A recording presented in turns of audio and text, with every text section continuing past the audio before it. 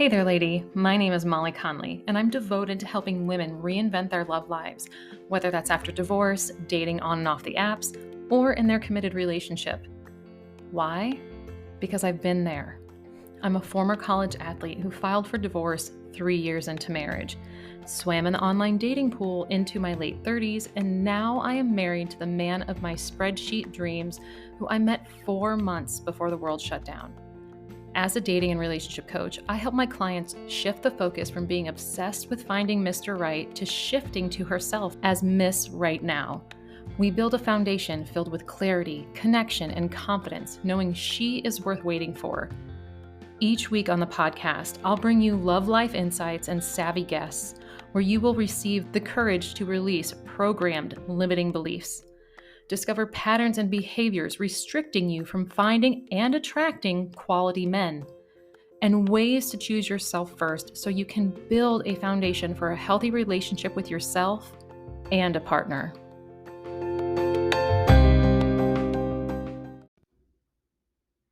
Hey, lady, welcome back to the podcast. Today's episode will probably be the only one this week, as I have the Looking for Love Masterclass on Thursday. If you aren't signed up, you can still grab a spot. And if you're wondering if this is really for you, I'd listen to your gut or trust yourself, which is what I'm going to talk about today and will play a bigger part in that masterclass. You can go to the link in the show notes to register or to my website, reinventingthearena.com/events. Okay, so now let's get in the episode. Two of my clients over the past few sessions have brought up wanting to figure out ways to trust themselves more. Trusting yourself is a muscle that you have to practice using. You must make space in your life to do it. So, when I was recently divorced, I trusted myself that I had made the right choice to file for divorce. I never looked back after moving out and signing the papers. I knew with my entire soul that he was not the person for me, but I didn't trust myself to know who would be. So I constantly looked outside of myself for the answers, like asking my friends when we were out for drinks, hearing it from family members, watching videos, reading books. I would even Google things like, how can I trust myself when I've made bad decisions? And how will I know he's the one for me? Not until recently, I think maybe in the past year or two, there's been a loud, unified voice across a lot of different platforms stating that the butterflies in your stomach are lies. If you feel those, it's your nervous system reacting to something about someone or the situation at hand. When I was younger, I heard the complete opposite, and it was so frustrating. And I definitely listened to that advice for years after my divorce. So, what changed for me and has helped my clients? Honestly, you need to get clear, extremely specific about where you want to build trust in your life. It can't be, oh, my life outside of work. No, that's not going to work. I want to build self trust in my dating experiences so I know if I really want to go on that second date. That is specific. I want to build self trust in family situations when I feel uncomfortable. That is specific. I want to build self trust in my relationship with my best friend when I don't want to go along with her decisions. That is specific. Now, if you noticed, I had the specific area of life plus what you want to be aware of or where you want to change things in your life. So the first one was to know if I really want to go on that second date. The second was when I feel uncomfortable. The third, when I don't want to go along with her decisions. Because let's be honest here, if you didn't have an issue in the area of life you're thinking of, you'd already have self trust.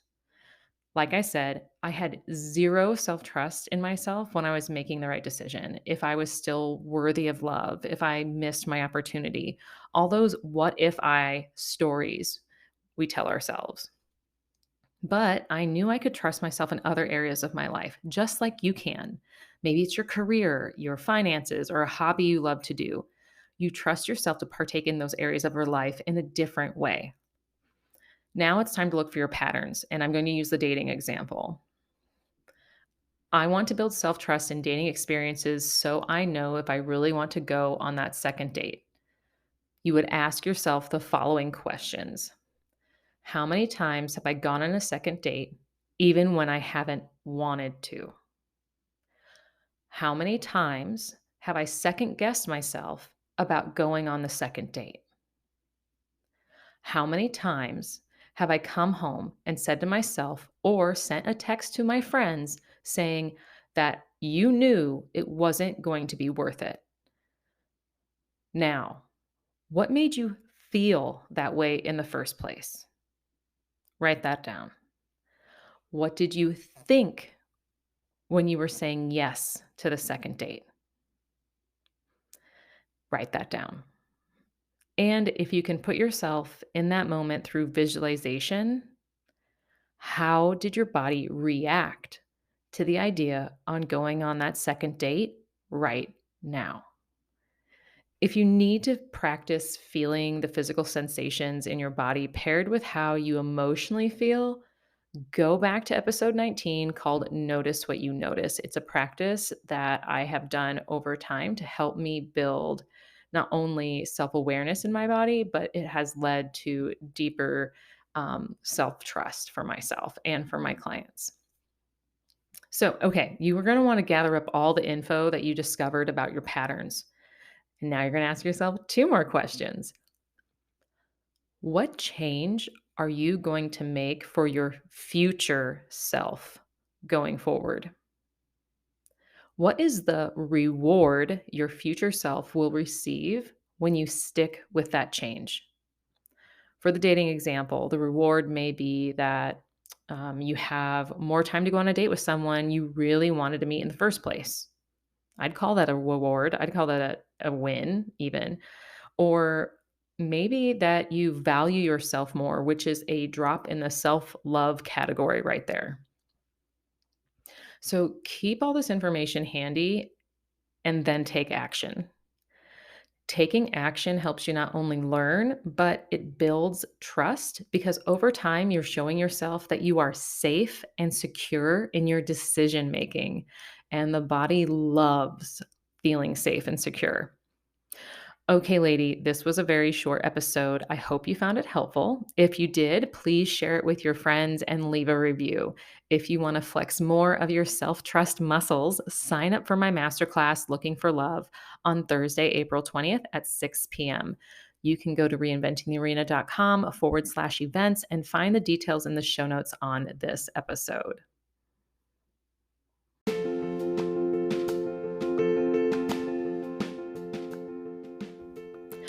Thank you for listening to the Reinventing the Arena podcast. If you loved this episode or even the podcast, please leave a review on Apple Podcasts or a rating on Spotify. It helps more ambitious women like yourself find this show and learn how to have a healthy relationship with themselves and a partner they love. Until next time, remember to believe in yourself, that you were meant for a better relationship, not only with fully knowing and loving yourself for who you are, but knowing that there's a man out there for you. You're not too picky. You're not too much. You are enough. And the right man knows this too.